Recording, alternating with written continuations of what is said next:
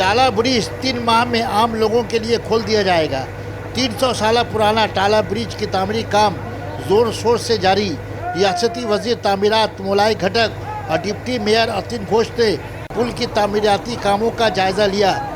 वाज़ह हो कि टाला पार्क 1 फरवरी 2020 से ट्रैफिक मुकम्मल तौर पर बंद कर दी गई थी।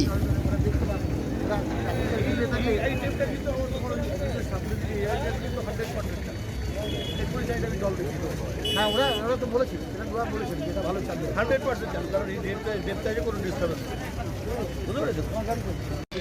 যেমন এই দেখা যাচ্ছে যে এই ব্রিজটা উত্তর কলকাতায় একটা হার্টবিট বলা যায়, সেই ব্রিজের আজকে কাজ চলছে এবং কাজ প্রায় শেষ পর্যায়ে। কী বলতে চাই? যে দ্রুত গতিতে কাজ হচ্ছে মাননীয় মুখ্যমন্ত্রীর নির্দেশে, তার সাথে মলয়বাবু তো নিজে উদ্যোগ নিয়েছেন, মাননীয় মন্ত্রী যে উদ্যোগ নিয়েছেন তাতে আমাদের মনে হয় মে মাসের মধ্যেই একটা কোথাও পজিশানে আসতে পারবো যেখানে ব্রিজ চালু করা যাবে। এবং ব্রিজের সাথে এবং ব্রিজটা 19 মিটার চওড়া হচ্ছে, আগে ছিল 15 মিটার, সেটা বেড়েছে 4 মিটার, আরও অ্যাডিশনাল 4 মিটার বেড়েছে। এবং হাইট দিক দিয়ে আগের মতোই হাইটই আছে না, হাইট কিছুটা তো বাড়াতে হবে, নাহলে রেলের ট্র্যাক আছে তো, রেলের ট্র্যাকে রেলে তার আছে তো, ইলেকট্রিক্যাল ওয়্যারিং আছে।